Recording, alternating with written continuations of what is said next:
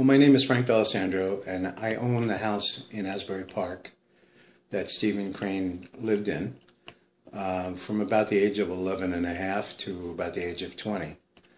I've had the house since 2001. I bought it from my next door neighbors when I lived on 6th Avenue, and they had bought it in 1995 in order to preserve it. When they found out that Stephen Crane lived in this house, they knew that they had to save the house since it was in terrible condition. The ceilings and the walls and everything else were basically destroyed. There was garbage cans inside collecting the rainwater. The roof was a total mess. They sold it to me because I also wanted to preserve it as a museum, as a community center, etc. The same year, in December of that year, the roof needed to be replaced because that was what was going to stabilize the house. And that same year, Bruce Springsteen gave a concert here in Convention Hall, and one of the groups that his charity went to was the Crane House.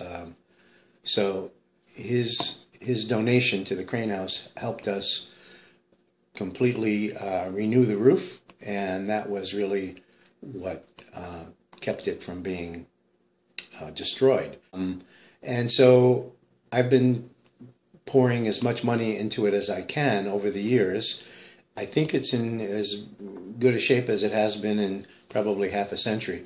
The house was built in 1878, 1877, so it's one of the oldest houses, maybe the oldest residence in Asbury Park, since Asbury Park was founded in 1871. So it's one of the very few structures that are from that first founding decade of Asbury Park. And just about everything else from that era, except for our wonderful public library, is gone. And even beautiful structures that were built later, they're gone. They've been bulldozed, and so much of the history of Asbury Park is gone forever. But this house, where Stephen Crane learned how to write, became a newspaper man for his brother, wrote his first short story as a youngster, and went to the public schools here for a couple of years.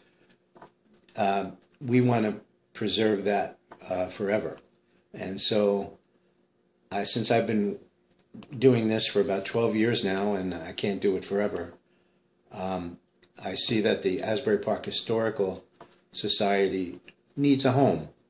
And I couldn't think of a better home for them than the building, the home that Stephen Crane lived in all those many years ago.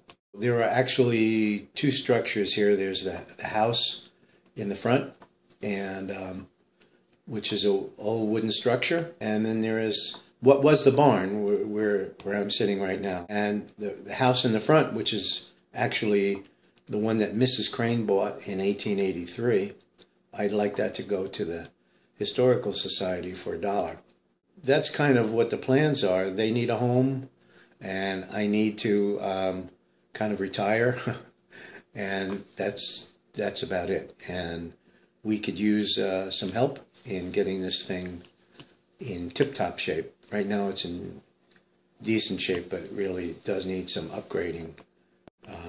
A lot of the windows and things are original, and maybe because there wasn't a lot of care put into the building, maybe that's why it's still standing, kind of ironically. So that's kind of what I would like our plans to be, and hopefully we can get some help.